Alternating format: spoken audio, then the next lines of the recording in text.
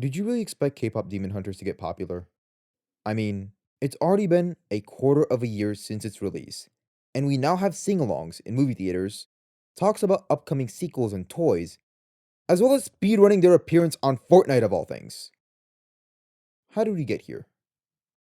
I'll give you a hint. It's in the name.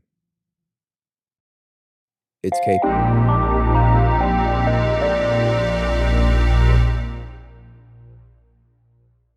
I thought demons would be visually spectacular in an animated movie, and that led to Demon Hunters, and K-pop was the last ingredient in the concept. I'm sorry. K-pop was added last! As much as everything, maybe aside from the title, contributed to the success of the movie, the inclusion of K-pop holds the biggest contribution by far, and it shouldn't be much of a surprise to see the entire soundtrack in the top 50 on Spotify, as well as a similar story for the top 100 on Apple, since 말하는 그 K-팝이라고 하는 개념, 그러니까 내수용 음악이 아니라 이 수출용 음악, 국제 사회에서도 이제 먹히는 세계 시장에서 먹히는 음악으로서의 well, you heard it here, folks. K-pop is made for global appeal. The last I've heard of these numbers in an animated film was from Frozen, as well as in Kanto more recently, but it was nothing to this degree. And let's not forget that there's a whole feature-length film that Sony needs to fit these songs into. But there is a company who specializes in animated musicals that they can capitalize on. Excuse me. With that, they hired Ian Eisendrath, who is the executive music producer of Kpop Demon Hunters and has experience with Broadway. But for a musical, K-pop is probably the best decision they made, even if it was last minute, since it incorporates many similar elements, from singing, dancing, and even theatrical settings in their music videos. I mean, there is a reason why Ian called K-pop the most theatrical genre of pop. And to be honest, I'm surprised to not see it more. But what makes the songs from Kpop Demon Hunters special is that they're not just good songs in general, but good musical numbers as well. For one, the songs are created at the same time as the movie, which allows for them to naturally fit each other by choosing when to play certain songs or which characters needed to sing. K-pop takes inspiration from so many genres, which is a treasure trove for musicians to also get inspiration from. But let's explore what they can do for the story of K-pop Demon Hunters as a whole. Before we get started, there are obviously going to be spoilers ahead, so if you haven't already, watch the movie. It's good. Alright, let's get started. You'd probably expect the first song in the movie to be an establishing number, which would make sense since musicals generally have them to get to know the world better. But we get an exposition dump in the beginning that already explains the world for us. Instead, How It's Done actually acts as an I Am song, formally introducing Huntrix members Rumi, Mira, and Zoe as they defeat the demons in the plane.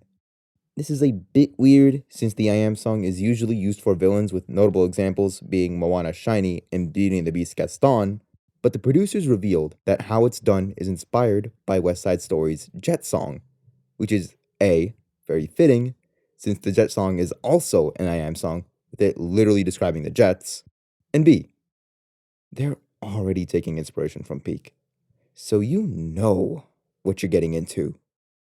But what I love the most is how the song itself, and more importantly, the song structure, adds to the aggressive image of Huntrix, with the EDM-inspired drop section replacing the chorus and its lyrical content, which allows for the textural elements to give the song its grit, as well as making the post-chorus hit harder. Then when the second drop comes, Zoe adds a rap section, which essentially makes the drop section turn back into the traditional chorus we all know and love, but without the post-chorus.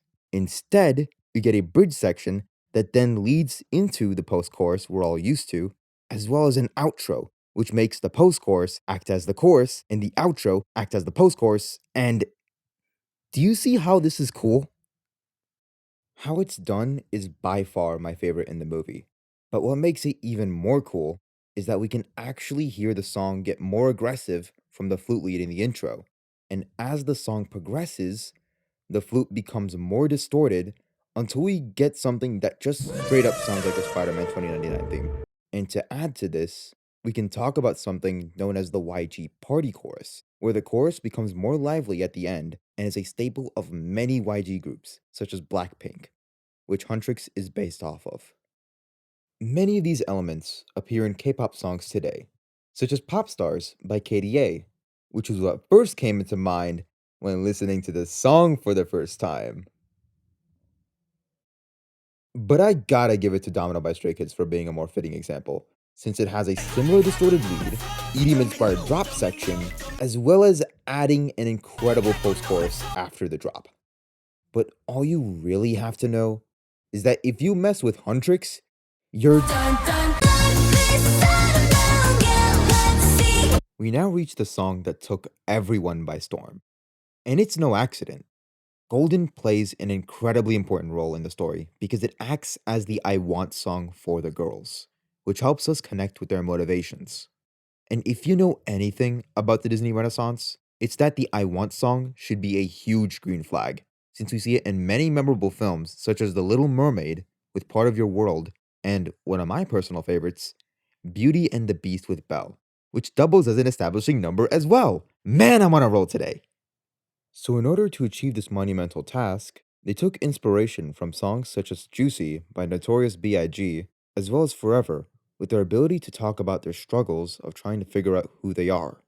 We hear this from Zoe talking about her struggles as a Korean American, and Mira talking about her struggles with her family, both benefiting from their involvement in Huntrix. But with Rumi, she doesn't really get into the specifics of her situation until we get to the second verse, where it is revealed that, surprise, surprise, Rumi's a demon. And when she sings the pre chorus consisting of no more hiding, now I'm shining, like I'm born to be, we can see Rumi, in fact, concealing her demon patterns, which brings into question the validity of the song. Is this what Rumi really wants? And it all comes together when the song abruptly stops as she isn't able to hit the high G. Golden is Huntrix's, no, Rumi's chance to truly seal the demons away for good. And the song itself has to stand out, which it does by incorporating elements of hook songs, with 4/4 time, tempo between a comfortable 110 to 130 BPM, relatively simple melodic patterns anyone can follow, as well as the access progression to ground the harmony, which is used everywhere in pop music. But what makes a good hook song is how they create an appealing sonic and visual landscape by using repetition to their advantage.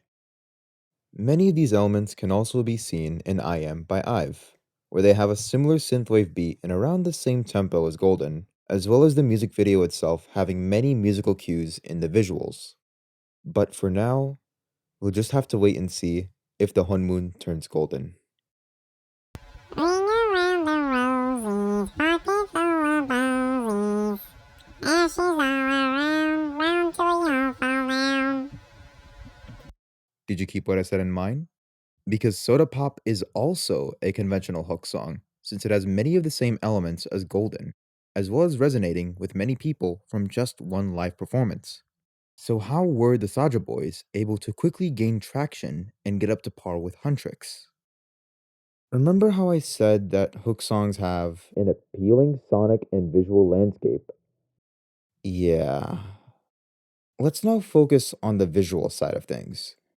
If There's one thing this K-pop video needs. it would be K-pop dance, because of how instrumental it is in shaping K-pop to what it is today, and not just being an afterthought. There are two elements you need to know about K-pop dance. One is clearpoint choreography, which comes from Japanese idol culture, with the second being trendy style, which comes from Western culture. We can see this through the Saja Boys' shoulder dance in Soda Pop, where they move their shoulders side to side with Zoe, Rumi, and Mira following suit. This dance also spreads across to everyone else because of its massive appeal on social media, And when the choreography spreads on social media, it takes on the form of social media dance, which is explained in the book K-pop Dance Fandoming Yourself on Social Media by Oh Chu-yun. Social media dance consists of movements that anyone can follow along with, highlighting superordinary bodies in a condensed space and time, which can be seen with the lower body resembling a dancer and the upper body resembling an actor, as well as individualizing their performance by using different facial expressions, which Chu-yun calls face dance. This allows for the song to spread its influence everywhere and triumph by its sheer popularity, which K-pop Demon Hunters handles well, with the shoulder dance appearing plenty of times in the movie. Even if the song is over, its presence still lives on in the people who perform and identify with it. Many elements of Soda Pop can be seen in Dynamite by BTS, with its upbeat funky house groove, and even the step-up key change for the final chorus section, which is fitting, since the Saja Boys are based on BTS and to an extent Seotaji and the Boys. And the impact that this group had on K-pop shouldn't go unmentioned, because they set the standard for male idol groups with their imagery on social issues, as well as establishing the dance formula for music videos similar to what we see in the Saja Boys' performance. While both hook songs have similar elements, a key distinction between them can be found in the lyrics, with Golden's being more introspective and Soda Pop's being more playful. It's common to see K-pop songs with lyrics that are nonsensical, which can be seen with videos dedicated to compiling them. But that doesn't mean they're put there haphazardly. Having it can open avenues for rhythmic and textural line deliveries that can help make the song more memorable, which adds to the hook song's effectiveness overall. But all you really need to know is that Soda pop. I'm a cure, I can take it down. It's a day. I'ma take it. now this is where the story actually gets interesting. And it's my favorite song in terms of how much it does for the plot. But before we get into it, we actually know what the song's going to be about in the scene where Rumi comes up with the idea for it. Take a closer listen. We'll write a brand new song, a diss track to expose the Saja Boys, and send those disgusting demons back to the depths where they belong! Yeah! We're gonna kick their butts! Huntrix is back and ready to kick some demons' ass. You get the idea. The inclusion of how it's done, in tandem with it being an I Am song, solidifies Huntrix's stance on demons and how all of them should be killed, even if there's one standing right beside them. It's similar to other hate songs in musicals, such as the mob song in Beauty and the Beast or the Tonight Quintet in West Side Story. As time goes on and the song continues to develop, we get to see the separation of Rumi and Huntrix, with her having doubts about the song and how hateful it is, as well as her beliefs on demons being challenged after meeting Jinnu. Is this what Huntrix stands for? With lyrics such as Start to show it makes the hatred wanna grow out of my. veins? Ironic to hear something like that coming from them. And no wonder Rumi crossed it out. The song itself actually doesn't get the same amount of attention as the others, with bits and pieces scattered around in the movie, which makes sense, since it's a song that hasn't been finished, or released yet for that matter. But from looking at the full version in the OST, the how it's done foreshadowing also gives away the song's structure, since it straight up follows the YG format, with the YG party chorus and all. This can be seen in songs such as Doo Doo Doo, How You Like That, and pretty much any Blackpink song in general, to be honest. Also, huge shout out to Twice for singing Takedown at the end of the movie. All I know about them before making this video are two of their songs, which isn't a lot, but it's weird that it happened twice. Do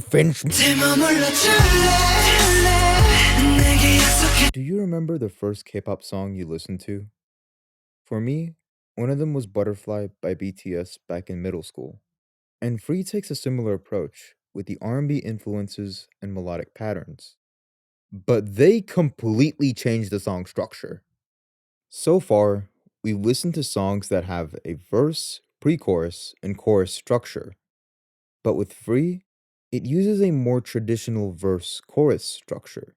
And this is no small change, as taking out the pre-chorus fundamentally changes the song, since songs with a pre-chorus build up to the beginning of the chorus, whereas in here, it builds up to the post-chorus, where Rumi and Jinu long to be free. And the longing to be free grows stronger once we reach the bridge, which is arguably the most important section in the song, since it's the most expressive part in an R&B track. Imagine taking away the bridge and leave the door open, and That's What I Like by Bruno Mars, or Donut with Ugh by Twice. Free is a beautiful love ballad between two souls who understand and care for each other, helping Jinu not hear the demons, and giving Rumi the confidence she needs in order to seal the Hunmoon for good. There's a part in John Truby's Anatomy of Storytelling where he talks about how, in a good story, the main character needs a weakness and need. The weakness, in Rumi's case, can be found in the I Want song, Golden. And similarly, I believe that Free acts as an I Need song, where she self actualizes herself and finds her voice in order to achieve her want of making the Hunmoon golden. With this newfound confidence, Rumi puts on a spectacular show in the Idol Awards, finally reaching the high G that's been holding her back, finishing the chorus and shining like she's until the music stops and Takedown starts playing. It was a punch in the gut during my first watch, and it should have been obvious to see with what we're talking about. But the takedown we see in this performance spells it out, with Rumi truly having to face off against Huntrix, even if it's the demons talking. The confrontation scene by far is what got to me the most, since Rumi's concealed demon patterns are now revealed to Mira and Zoe, as well as her mentioning how she worked with Jinu, which causes even more suspicion and doubt against her. And I love how we can see it visually when Rumi talks about seeing the gold while Zoe's gold chess piece dims out as she steps into the dark. This is such a good climactic moment, with Rumi and everyone else in the lowest point of the entire movie, which perfectly leads into I feel like your idol is just an excuse to make another banger, because the Saja boys are straight up running a victory lap after revealing themselves to the public. This is the quintessential I Am song we were missing in the movie, as they proclaim themselves as idols for the masses to worship and obey. The religious connotation is quite on the nose with the medieval chants that reference the Dies Irae, quite literally in the lyrics, as well as the organ playing in the background. But what caught my attention is how similar it is with Stray Kids' Wolfgang, from the similar wolf howl when Jinu sings On You in as well as the cover art. Yeah, I should probably listen to Noisy. Unfortunately, I couldn't cover much for your idol, since it was cut short in the movie, and is also kind of irrelevant to be honest. Which makes sense when we move on to. Let's rewind a bit to when Rumi confronts Celine. Keep in mind that we've only seen Celine in flashbacks and have no idea what she's like in the present. But it turns out that she didn't change much at all, and can be seen in how she assures Rumi that everything will be fine so long as she conceals herself. Even though Rumi doesn't want to hide, which is constantly reinforced throughout the movie. I will finally be free of these patterns. No more hiding. No more secrets. No! No more hiding! No more lies! But what's really significant in this scene is what Celine says next. Take a listen. This is why we have to hide it. Our faults and fears must never be seen. It's the only way to protect the Hunmoon. Celine just rejected Golden, Rumi's want. So it's no wonder that Rumi would then respond by saying that she's glad to see the Hunmoon destroyed. But as soon as your idol finishes, Rumi shows up defeated and broken as she confronts Guima, acknowledging the situation she's in. and then pulling a 180 on him. What it sounds like is a reflection of Rumi's events as she describes how she got in this position, from trying to fix it in Golden as well as trying to fight it by concealing her patterns. And as Rumi, along with Mira and Zoe, become more honest, the song starts to reveal itself each time they sing This Is What It Sounds Like. From My voice without the lies, the song we couldn't write, fearless and undefined. and finally, When Darkness Meets the Light. This song has a verse chorus structure, which is the same as Freeze, and I believe that it's no coincidence. Free is important for Rumi's development as she starts to break free from her patterns, and what it sounds like also acts as a response to Jinnu. Even after his betrayal, Rumi still believes in him, that he has a soul. When the song picks up, many of the lyrics in the verse can relate back to Jinnu, as well as how they listen to the demons and let them get between us, as well as acknowledging their shortcomings. The chorus reminds me of kintsugi from Japanese art and how it uses gold to repair broken pottery and, in a sense, see the beauty in the broken glass. Fitting, since we also hear the golden motif come back from the audience, which could also signify that they are helping mend the girls back together to become even more stronger than they once were. Even if the Hunmoon isn't golden, they can still seal it and start anew. Even if you're a demon, you can choose not to identify as one. And we get to see it when Jinnu sacrifices himself to save Rumi and thanks her for setting him free, as well as giving his soul to her. For his sacrifice, Rumi's able to seal the Hunmoon and banish Guima, finally putting an end to K-pop Demon Hunters. For now. Let's move on to my closing thoughts. K-pop Demon Hunters came out of nowhere and took the world by storm. I'm amazed to see how an original animated feature-length film could resonate with so many people in such a short amount of time, such that I see kids dressed up as these characters on Halloween. And speaking of kids, as much as it's a film targeted towards them, with plenty of predictable plot points and cartoony faces, the movie itself deals with a story of lived shame, which is something that everyone can relate to. Maggie Kang does an incredible job telling the story about lived shame and overcoming them to become your honest self and create connections to the people who matter the most. But what resonated with me the most was seeing the passion within the crew to create something truly unique. Being able to see everyone who helped with the production feel creatively fulfilled is a wonderful thing to see, especially with the corporate slap that keeps on churning as of this moment. Maggie King mentioned that Nobody had done a musical with K-pop music. and I come bearing bad news, since K-pop the Broadway musical exists all the way back in 2017. But what K-pop Demon Hunters did do was reunite the gap between popular music, or in this case, K-pop music, and musicals to the mainstream, which has the same impact as Rent, Hamilton, or Epic more recently. This can also apply to P-pop for Filipinos, as well as the pop we have here in the West, especially with recent Disney movies already having pop writers that write their songs, such as Julia Michaels from Wish, who also produced Candy Boy, as well as More and More for Twice. I can't escape them, can I? I believe that this movie achieved Maggie Kang's goal of spreading Korean culture and continuing the Hallyu wave by combining traditional and modern Korean culture, conventional beauty standards, and exaggerated facial expressions.